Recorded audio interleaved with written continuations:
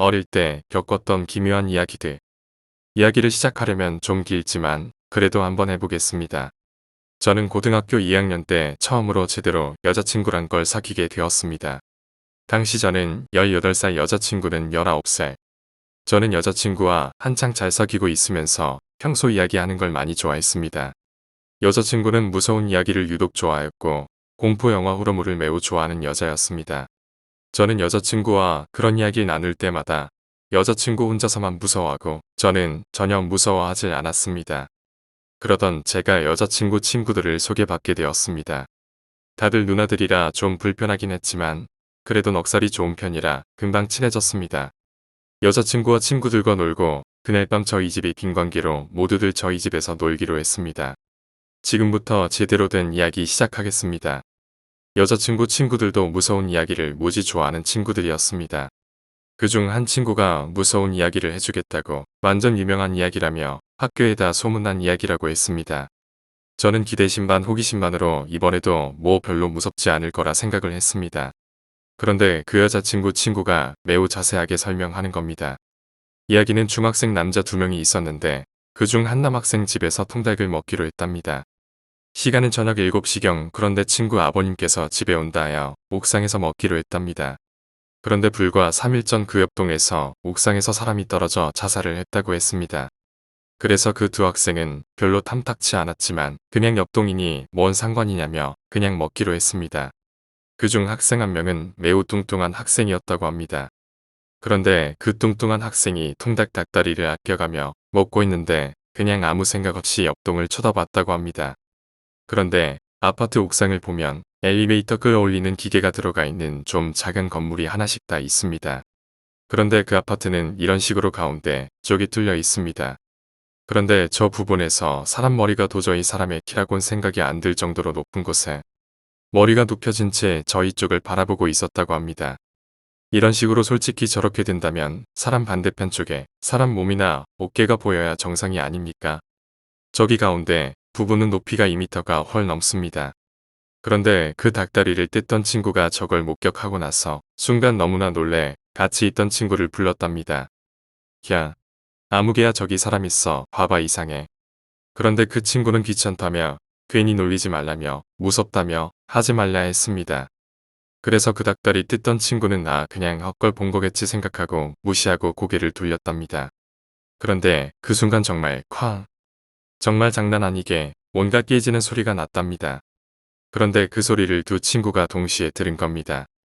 그래서 둘 다 고개를 소리나는 방향으로 돌리는 순간 이 얼굴이 그 두 학생 앞으로 불과 2m 정도 거리까지 왔다는 겁니다.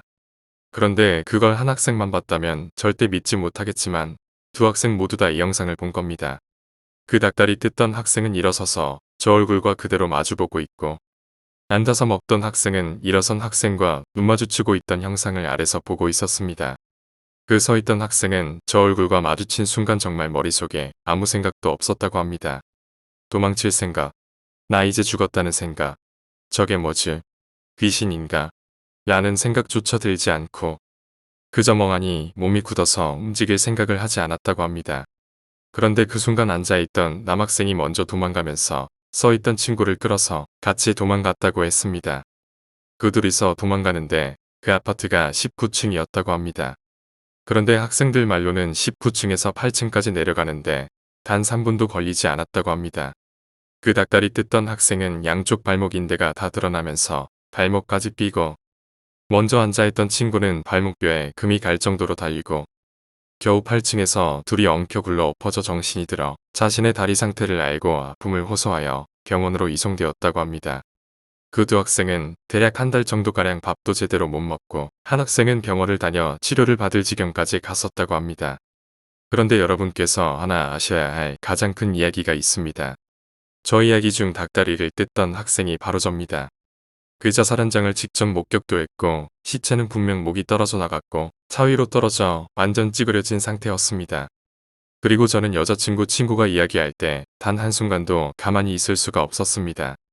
분명 중학교 때 내 이야기인데 저는 이 일이 제 친구들에게 소문이 난 걸 알았지만 몇 년이 지난 그때도 이 이야기가 떠돌아 저한테까지 들어올지 생각도 못했습니다. 저는 겨우 저 공포스런 얼굴을 그나마 기억 속에서 희미해져갔지만 고등학교 2학년 이후 저 얼굴이 현재 나이 23살인데도 절대로 잊혀지지가 않습니다. 저 귀신을 본 이후로 정말 겪은 일이 많습니다. 절대 귀신을 믿은 사람이 아니었지만 전 이제 귀신이 있다고 믿습니다. 때는 제 나이 중학교 3학년. 저는 중학교 2학년 때 귀신을 본 이후로 가위를 일주일에 기본 5번 이상은 무조건 눌리게 되었습니다. 그런데 가위를 눌리면 항상 제 곁에서 맨발 바닥으로 걸어다니는 소리 같은 것만 들리고 뭐 귀신이 보인다거나 그러진 않았습니다. 솔직히 무서워서 눈을 안 떠서 귀신을 못 봤을 수도 있었겠지만 제가 정말 중학교 3학년 때는 너무나 힘든 일이 많고 집안 사정, 개인적인 사정, 여러 사정들이 겹쳐 몸과 마음이 많이 지쳐있는 상태였습니다. 아마 그래서 가위가 더욱더 많이 눌린 것 같습니다. 그런데 어느 날 저는 여느 날과 다름없이 가위를 눌렸습니다. 아, 오늘도 그냥 소리만 나겠지 생각하고 무시하고 자자 이 생각으로 눈만 꼭 감고 있었습니다. 그런데 그날따라 몸만 안 움직일 뿐이지 옆에서 아무 소리도 들리지 않는 겁니다. 저는 오늘은 왜 소리가 안 나지 더 무섭게라는 생각이 머릿속에서 계속 맴도는 거였습니다. 그러던 그 순간 제 방에 창문이 하나 있는데 그 창문 밖에는 부엌과 연결된 세탁기기와 각종 잡동사니가 있는 공간이 하나 있습니다. 대충 저런 식으로 생겼습니다. 그런데 가위가 눌리고 조금 시간이 지나면 항상 풀리기 마련인데 그날따라 유독 안 풀리는 겁니다.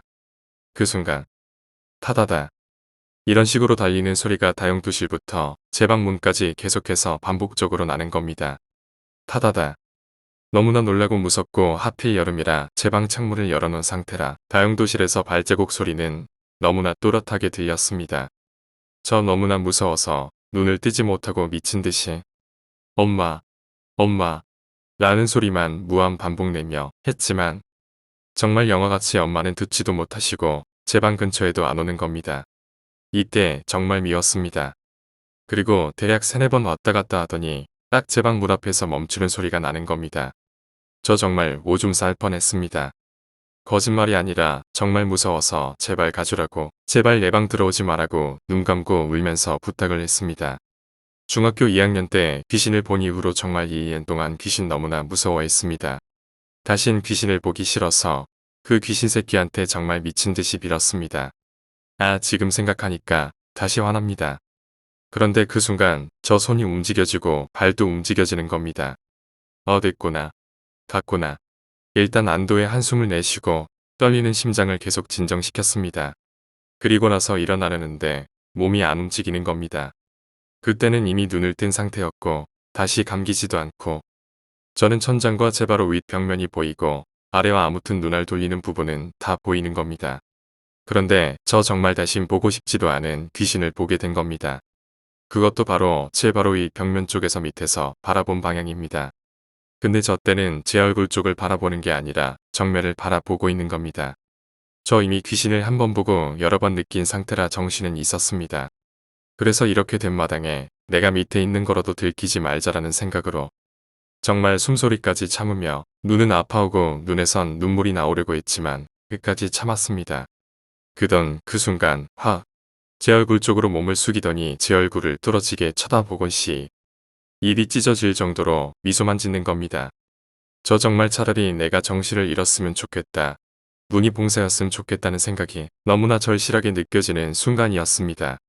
그런데 저 귀신은 저와 눈을 마주친 후 한 10초 정도 있다가 유유히 일어서며 사라지는 겁니다. 저는 그 뒤로 기절을 했고 아침에 일어나 보니 제 이불은 제 방문 앞으로 던져져 있고 정말 거짓말 안 치고 제 침대 땀으로 정말 흠뻑 젖어 있었습니다. 저는 아침에 일어나자마자 어머니께 내가 어제 새벽에 불렀던 소리 못 들었냐고 묻자 어머니는 제가 평소 잠꼬대인 줄 알고 그냥 무시했답니다. 아, 정말 너무 미웠습니다. 저 가끔 잘 때 소리 지르는 게 있었다고 합니다. 아무튼 저는 그 뒤로 제 방에서 절대로 잠을 못 자고 항상 거실에서만 잠을 잡니다. 23살이 된 지금도 저는 방에서 절대 안 잡니다. 항상 거실에서 확 트인 곳에서만 잠을 잡니다. 저는 어느 날과 다름없이 학교를 다녀오고 방에서 옷만 후딱 벗어 제끼고 바로 거실로 나와서 TV 시청을 즐겼습니다. 저에게는 누나 한 명이 있는데 방 하나를 컴퓨터 방으로 해놔서 어쩔 수 없이 누나랑 원래 방을 같이 쓰고 있었습니다. 그런데 제가 이제 방에서 잠을 안 자니 우리 누나는 좋다고 혼자 방 쓴다고. 자기는 귀신 따위 안 믿으니까 저 혼자 알아서 거실에서 자라고 했습니다. 참 매정한 사람. 아무튼 저는 거실에서 한창 TV 시청을 하고 있는데 그날 학교가 일찍 끝난 상태라 점심시간쯤에 집에 도착을 했습니다. 그런데 그때 아버지께서 집에 갑자기 오신 겁니다. 저는 왜 오셨는지 물어봤는데 오늘 하필 거실 장판을 갈아야 하고 뭐 이것저것 공사한다길래 제 방에서 자야 될 것 같다고 한 겁니다. 정말 속으로 온갖 욕을 다 했습니다. 아빠 앞에서 대놓고 했다간 저 귀신보다 더 무서운 존재를 보게 되기 때문에. 아무튼 저는 그거 다음에 하면 안 되냐고. 저 곧 방학이니까 친구 집에서 잘 때 하면 안 되냐고 땡깡 아닌 땡깡 부리다가 한 대 맞았습니다. 한 대 맞고 입 꾹 닫고 있었습니다. 귀신을 저 혼자 있을 때 봤으니까 누나랑 같이 있으면 안 보이겠지 싶어서 그냥 수긍을 했습니다. 안방에서 잔다고 했는데도 못 자게 해서 어쩔 수 없이 아무튼 저는 오후에 공사한다길래 잠시 나와서 친구들과 PC방에서 재미를 한창 즐기고 밤에 집에를 들어갔습니다. 들어가기 전에 공사 안에 낄 비는 마음으로 들어갔는데 당연히 공사를 해놓고 도저히 잘 수 없는 상황을 만들어 놨습니다. 어느 정도면 자려고 했는데 어쩔 수 없이 다시 제 방을 들어가서 잠을 자려고 준비했습니다. 이미 침대는 누나 차지를 하였고 제가 바닥에서 이불을 깔고 자게 됐습니다.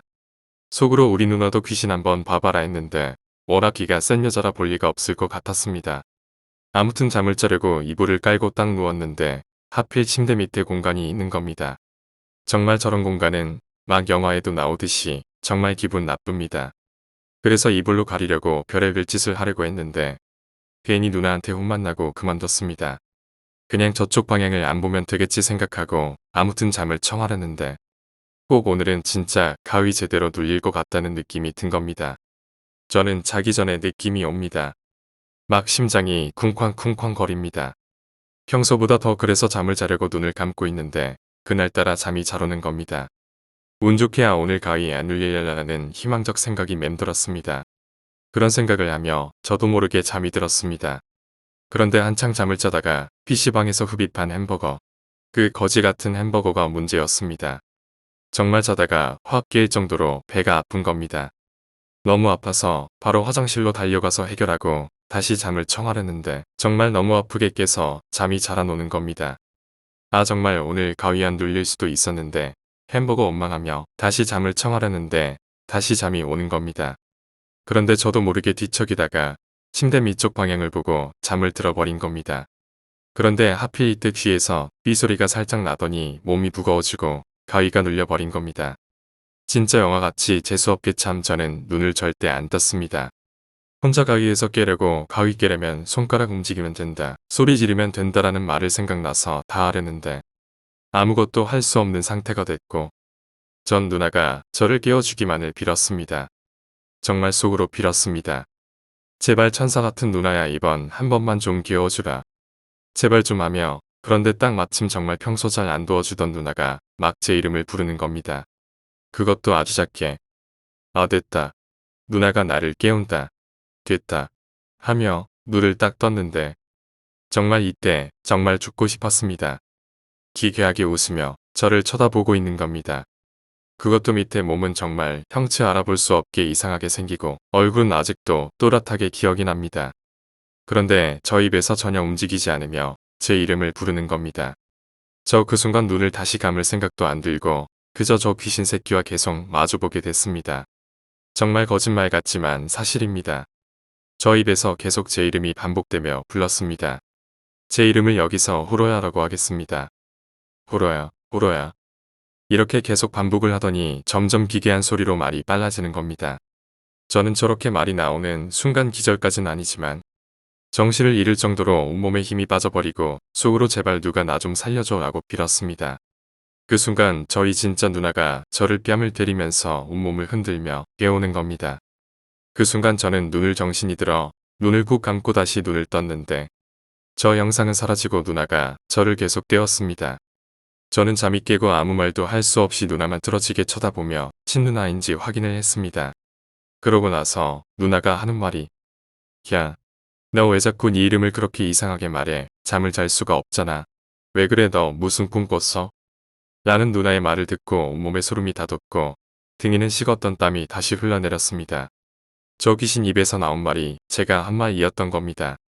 저는 나 절대 이 방에서 못 자겠다며 누나한테 상황을 다 설명했는데 제가 너무나 진지하게 말하니 누나가 저를 믿고 자기도 여기서 못 자겠다며 둘 다 컴퓨터 방으로 가서 이불 깔고 잤습니다. 아침에 일어나 어머니 아버지께 말하고 어머니 아버지는 제가 중2 때 겪었던 일 때문에 그런 것 같다며 그 방을 그냥 옷방으로만 해놨습니다. 이사 가기 전까지 그 방에서 아무도 잠을 안 잤습니다. 옷만 후딱 갈아입고 나왔습니다. 현재 나이 23살 제가 봤던 귀신들 얼굴 글을 쓰다 보니 더욱더 생생하게 기억이 납니다.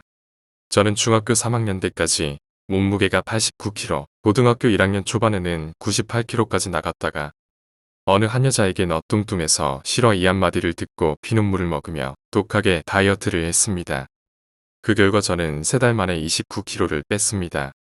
정말 미친 듯이 운동하고 또 운동하고 너무나 무리한 운동을 한 탓에 몸에 탈이 났습니다. 온몸이 아프고 결국 밥도 제대로 못 먹는 상태가 됐었습니다.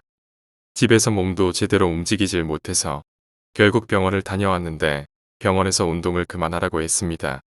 저는 병원을 다녀온 뒤 집에서 쉬었습니다. 평소와 다름없이 거실에서 저는 이상하게 제 방에서만 귀신을 봐서 거실에서 지내면 귀신을 안 볼 줄 알았습니다.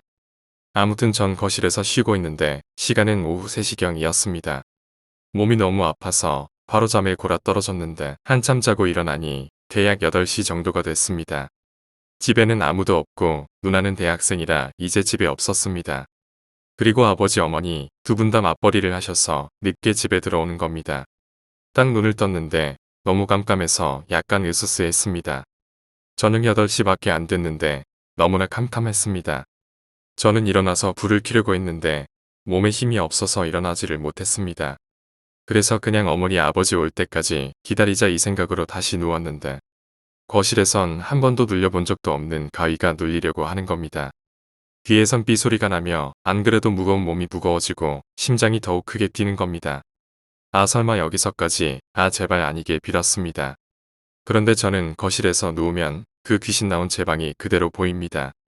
저는 절대 거실에서 잘 때는 그 방문을 안 열어놓고 자는데 그날 하필이면 그 방문이 딱 열려 있는 겁니다. 어머니께서 옷 갈아입으시고 열어놓고 나간 겁니다. 저 가위가 눌려서 그대로 방문을 향해서 눈이 가 있는데 제 눈에 그것이 그대로 들어온 겁니다. 한동안 저 귀신을 안 본 상태라 더욱더 무서웠습니다. 저는 저 귀신만 3번째 보는 거였는데 평소랑 다르게 웃고 있지도 않고 무표정이라 더더욱 무서웠습니다. 그런데 분명 보니 머리 위에 밧줄 모양 같은 게 있었는데 그게 갑자기 저를 보며 고개를 좌우로 돌리는 겁니다. 그것도 엄청 빠른 속도로. 저는 저도 모르게 저 고개 돌리는 거에 혹했는지 무서운 생각은 안 들고 저기로 가야겠다는 생각이 들었습니다. 분명 몸에 힘이 하나도 없었는데 이상하게도 몸이 바로 일어나지고 발도 움직이고 평소 몸이랑 다른 게 없었습니다. 저는 분명 그 방으로 걸어가고 있는데 거리는 전혀 좁혀지지가 않는 겁니다. 그럴수록 저 얼굴은 좌우로 더욱더 거세게 흔들어 제끼고 저는 계속 걸어가고 있었습니다. 그런데 그 순간 다리가 너무 아픈 겁니다. 찢어지는 고통과 욱신욱신거리는 다리를 부여잡지도 않고 계속해서 걸어 나갔습니다. 그런데 그 순간 누군가 제 얼굴을 가격한 느낌이 들었습니다. 저는 그 순간 정신이 들었고 저는 분명 제 집이었는데 정신을 차리고 보니 저희 집 뒷길인 겁니다. 너무나 놀래서 주위를 둘러보니 저희 아버지가 제 앞에서 소리를 버럭버럭 지르시는 것 같았습니다. 저는 그 소리에 집중을 못하고 제 몸을 봤는데 다리에는 피가 철철 흘러내렸고 바지는 찢어져 있었습니다. 저는 제 다리를 본 순간 정신을 잃었고 그대로 병원으로 가서 다리를 꿰맸습니다. 무려 20바늘 정도. 아직도 흉터가 있습니다. 병원을 다녀오고 전 집에서 아버지께 이야기를 들었습니다. 아버지께서 집에 들어왔는데 제가 베란다 앞에서 자꾸 서성거렸답니다. 아버지는 그런 제가 그냥 더워서 그런 것 같구나 생각을 하고 신경은 안 썼는데 그 순간 빠지직 소리가 나면서 제가 베란다 밖으로 떨어졌다고 했습니다. 저 때 당시 저희 집은 2층이며 베란다 밖에는 나무가 하나 있었는데 그 나무가 부러지는 소리와 같이 제가 밖으로 떨어진 겁니다. 다행히 떨어질 때 바로 나무에 걸려서 다리가 찢어지고 다시 일어나서 계속 앞으로 걸어가려고 했었답니다. 아버지는 바로 밖으로 오셔서 저 뺨을 때리시면서 정신을 차려라고 했었다고 합니다. 제가 귀신에 홀려 욱신거리고 아픈 고통을 느끼지 못한 것 같았습니다. 저는 분명 집이었는데 그 뒤로 저희 집은 베란다 쪽에 더욱 높은 안전틀을 설치하고 저는 한 달간 할머니 집에서 지냈습니다. 저희 집이 기독교라 할머니 아시는 목사님이 오셔서 기도를 4시간 정도 해주고 가셨습니다. 그 뒤로 그 방은 문 자체를 잠궈놓고 그 방을 아무도 못 쓰게 했습니다. 하지만 저는 그 뒤에도 귀신을 봤습니다. 항상 우울해 있었습니다. 그걸 짠하게 여긴 제 친구가 오랜만에 기분 전환을 하자며 노래방을 가자고 했습니다. 저는 솔직히 가기 싫었는데 너무나 졸라대는 바람에 어쩔 수 없이 따라가게 됐습니다. 여기서 친구 이름은 사막이라고 하겠습니다. 아무튼 같이 노래방을 가게 됐는데 막상 가고 나서 보니 저도 모르게 목이 나갈 정도로 미친 듯이 노래를 불렀습니다. 한창 부르고 나서 저는 사먹이와 같이 노래방을 나와 친구들이 모여있는 오락실로 향했습니다. 거기서 친구들과 한창 놀고 난 후 갑자기 친구 여러 명이 저희 집 귀신 나오는 방이 너무나 궁금하다며 가자고 다들 졸랐습니다. 저는 솔직히 정말 내키지 않았습니다. 지들한테는 재미겠지만 저한테는 정말 끔찍한 기억이고 다신 보고 싶지 않은 것들인데 친하지만 중간중간 미운 짓 정말 많이 하는 친구들이었습니다. 너무나 졸라대는 바람에 어쩔 수 없이 저와 사막이 그리고 친구 2명을 데리고 저희 집으로 가게 됐습니다. 대략 오후 6시경 정도였습니다. 그렇게 하늘도 어둡지 않고 좀 밝은 상태라 다들 안 무섭다며 당당하게 저희 집에 들어왔습니다. 그런데 친구 한 명이 들어오자마자 자기가 머리가 아프다며 괜히 혼자 쌩 난리를 치는 겁니다. 다른 친구들은 분명 뻥인 줄 알고 신경도 안 쓰고 거짓말 치지 말라며 타박했습니다.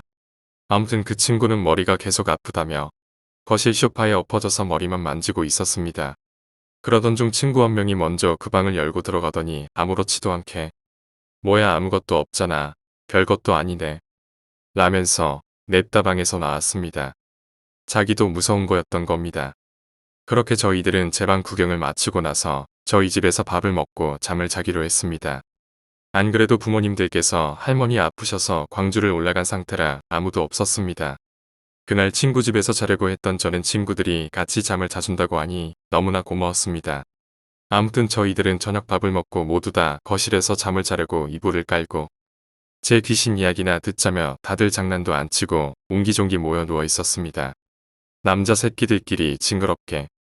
그 머리 아프다던 친구는 먼저 잠을 잤고 저는 이야기하기 싫다며 무섭다고 안 한다고 했지만 이놈들이 이런다고 안 들어줄 놈들도 아니고 결국 제 앞당에서 하기로 했습니다. 솔직히 다들 무서워서 거실 불 켜놓고 이야기를 시작했는데 하필 딱 이야기를 시작하려니까 저희 아파트 전체의 전기가 다 나가버린 겁니다. 그때 다들 소리 지르고 난리 나고 막 다들 무섭다며 끌어안고 난리 났었습니다. 그래서 차라리 애들 좀 굴려주자 생각에 진짜 무섭게 이야기를 해주고 있는데 아까 그 머리 아프다던 친구가 갑자기 일어나더니 야 호로야 네 부모님 오셨다 나같이 갑자기 이러는 겁니다.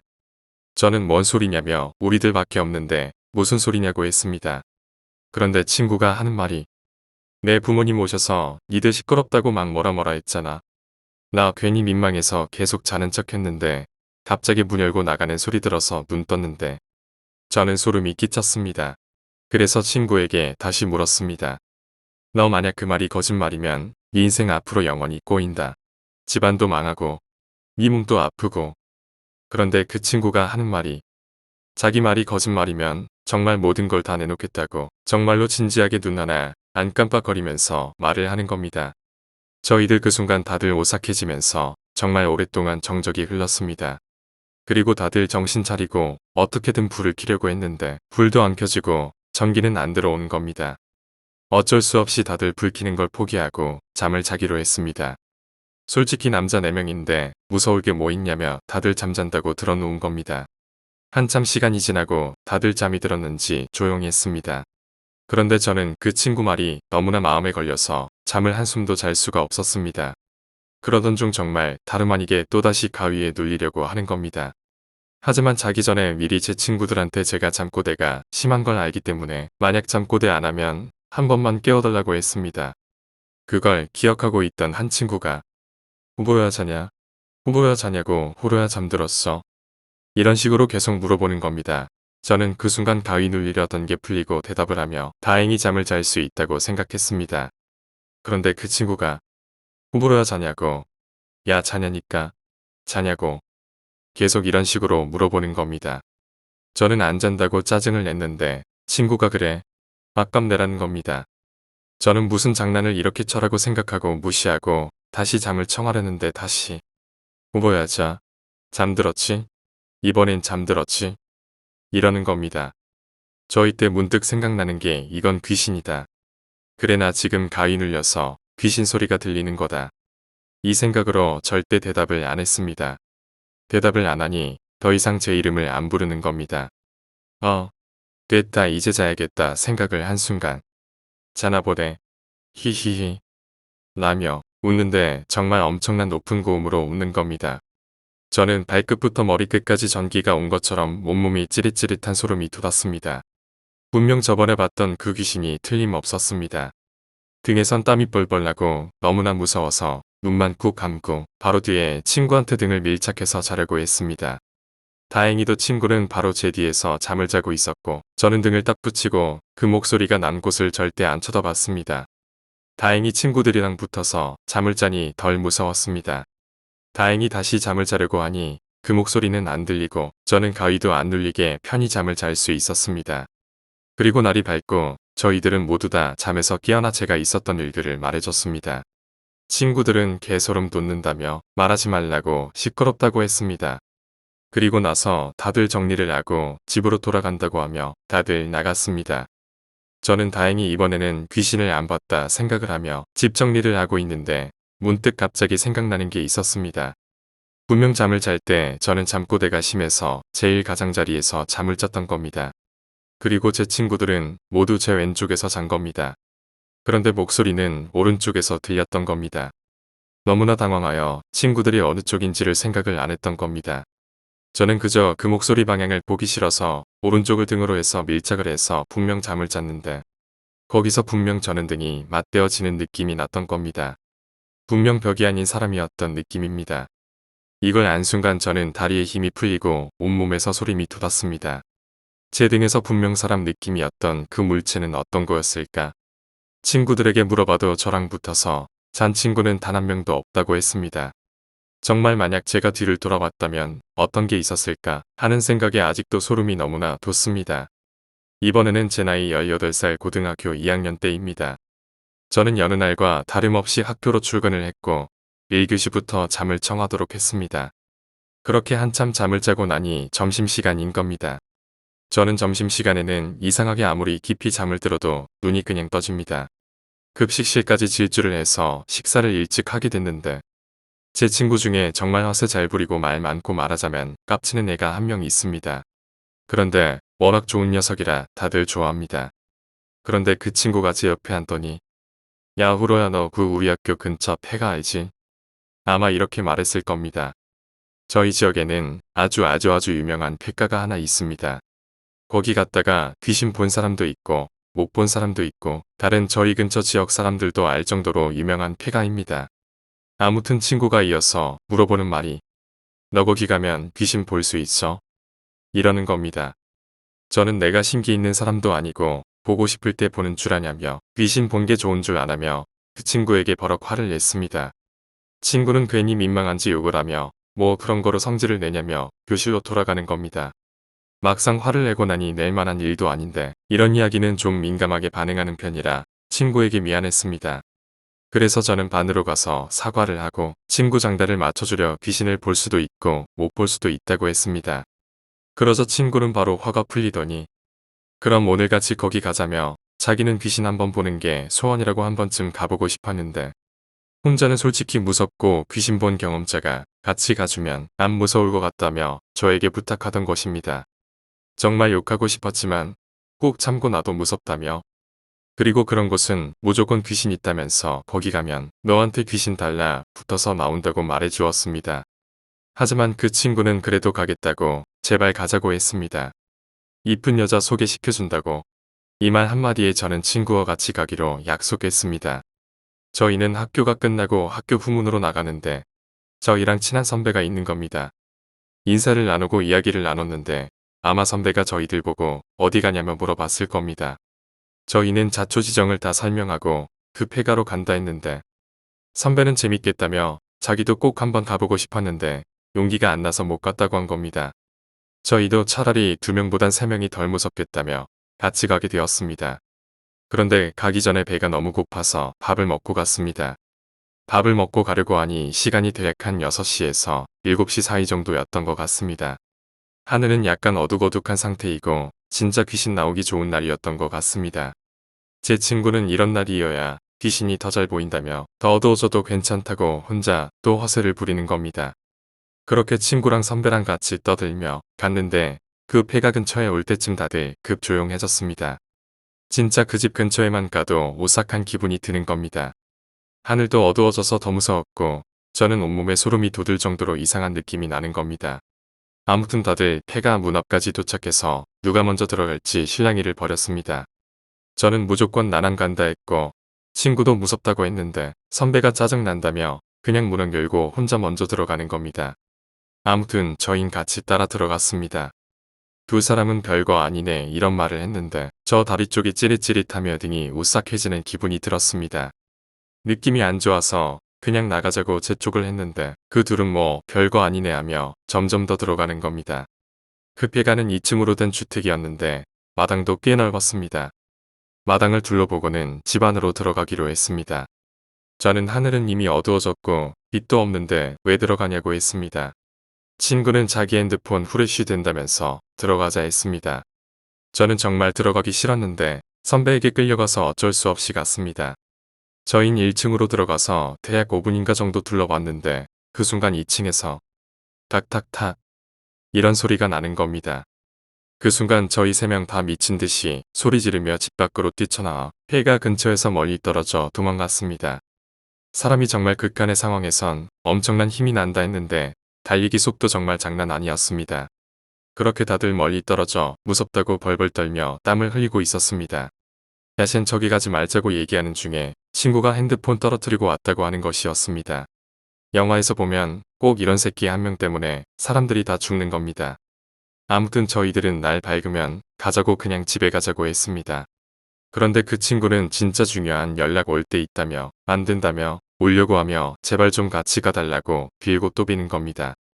선배랑 저는 정말 어쩔 수 없이 다시 가기로 했는데 정말 겁났습니다. 다시 폐가 앞으로 가니 이번엔 정말 아무도 집 안으로 들어갈 생각을 하지 못하고 발만 동동 굴렀습니다.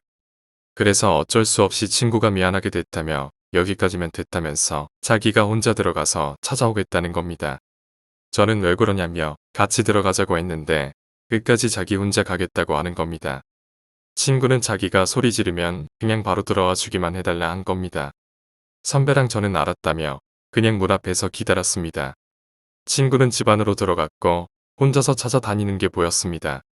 별로 안 무섭나 이 생각에 마냥 기다리기만 했는데 한 10분 15분이 지나도 안 나오는 겁니다.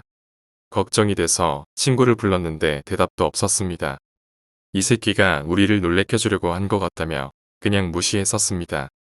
그런데 갑자기 호로야 이렇게 저를 부른 겁니다. 저랑 선배가 당장 집 안으로 뛰어왔는데 친구가 안 보이는 겁니다. 그런데 그 순간 2층에서 탁탁탁 소리가 다시 들렸습니다. 분명 저희들은 친구 이미 무서워서 뒷문으로 도망갔다 생각하고 저희들끼리 또 소리 지르고 도망갔습니다. 저랑 선배는 폐가에서 완전히 멀리 떨어진 뒤에 친구에게 전화를 했는데 친구가 아무렇지 않게 전화를 받는 겁니다. 저는 얼척이 없어서 야, 니 어떻게 된 거야? 어디로 간 거야? 아까 나 부르고 어디로 사라진 거야? 라고 했는데 응? 뭔 소리야 나 아까 너랑 선배 너무 빨리 도망가서 안 보이길래 문자 남기고 나 먼저 갔잖아 집에 라고 하는 것이었습니다. 제발 야 장난치지 마. 너 방금까지 우리랑 같이 있었잖아. 라고 했는데 끝까지 아니라고 한 겁니다. 그런데 이 친구가 이 선배가 화나면 정말 무서운 걸 아는 사람이라 선배가 화내면서까지 물어봤는데도 끝까지 아니라고 한 겁니다. 제가 그러고 나서 핸드폰을 봤는데 한참 전에 문자가 와 있었던 겁니다. 야 너랑 형 어디로 간 거야? 전화도 안 받고 안 보여서 나 먼저 간다. 이렇게 문자가 와 있던 겁니다. 제중전화 2통과 함께. 그런데 시간을 보니 이때는 분명 이 친구가 자기 핸드폰을 잊어먹고 저희들한테 같이 가자고 부탁을 할 때쯤이었습니다. 문자를 절대 보낼 수가 없었던 겁니다. 선배는 이 순간 그 자리에 주저앉아 버리고 저는 주체할 수 없을 정도로 다리가 떨렸습니다. 가만 생각해보니 그 폐가를 갈 때는 전혀 단 한마디를 안 하고 있다가 딱 그 폐가 앞에서 갑자기 자기 혼자 들어간다고 했던 겁니다.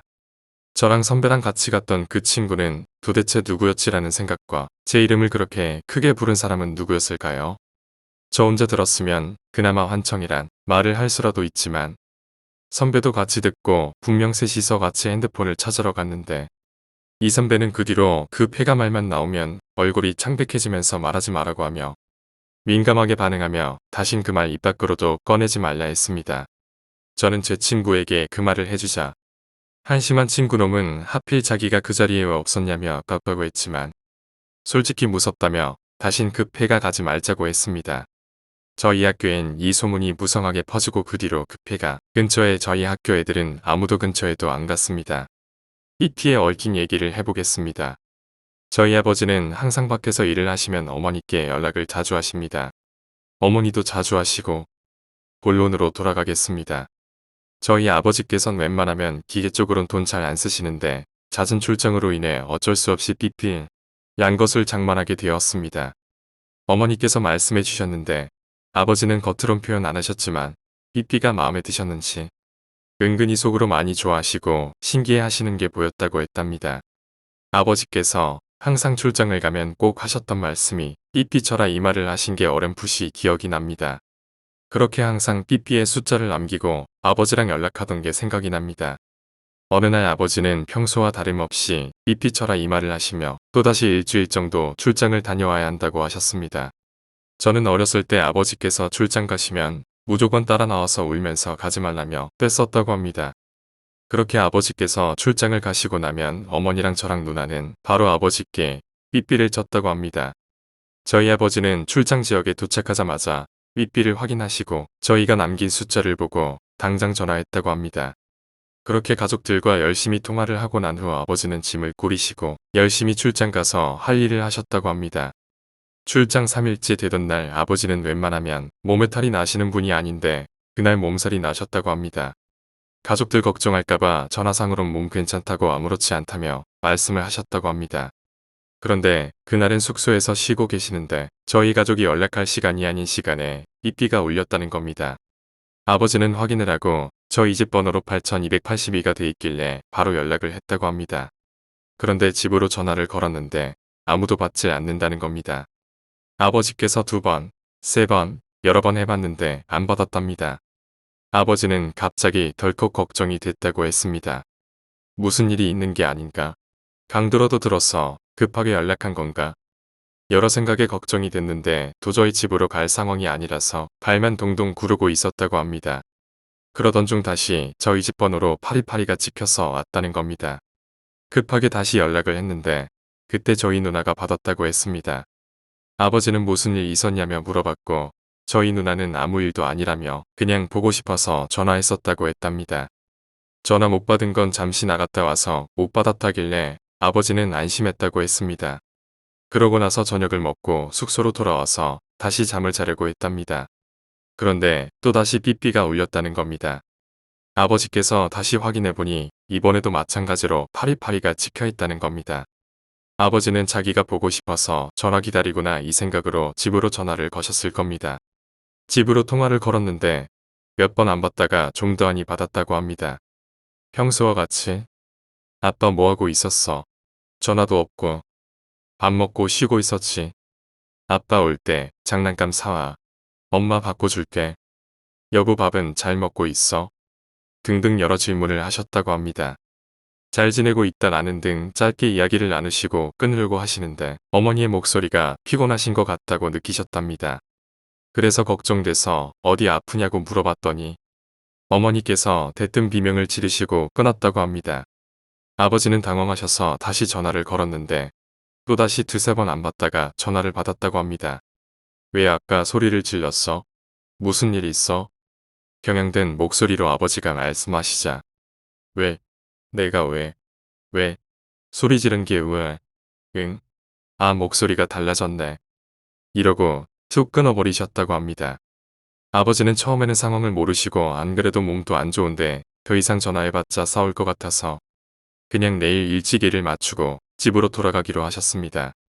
그렇게 집으로 돌아왔는데 집에는 아무도 없던 겁니다. 아버지는 아무 생각 없이 피곤해서 잠을 잤는데 그 다음 날이 돼서야 어머니와 저 그리고 누나가 집에 돌아왔다는 겁니다. 아버지는 어디 갔다가 이제 왔냐고 물어보셨는데 어머니께선 저희들을 데리고 친정에 다녀왔다고 했답니다.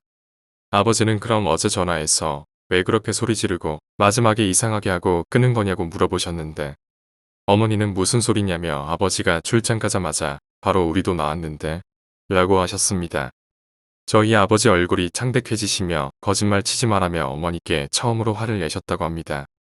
어머니께선 이유도 모르고 화를 낸 아버지가 이상하다며 이유라도 알자며 했는데 아버지께서 흥분을 가라앉히시고 차분히 설명을 하셨다고 합니다. 그때 어머니께서 설명을 들으시고 삐삐를 확인해 보셨는데 정말로 저희 집 번호로 찍혀 있는 겁니다. 그 시간에 어머니께선 당시 친정에 계셨는데 말입니다. 아버지는 분명 전화했을 당시 저희 목소리도 들었다고 합니다. 그 뒤로 아버진 삐삐 소리만 들으셔도 짜증을 내셔서 어머니께서도 삐삐를 당장 없애고 저희는 구경도 못했습니다. 그 뒤로 저희 가족은 삐삐랑 단절을 했고 10여 년이 지난 지금은 아버지의 특이한 경험으로 그저 가족들의 입에서 가끔 나오는 이야기입니다.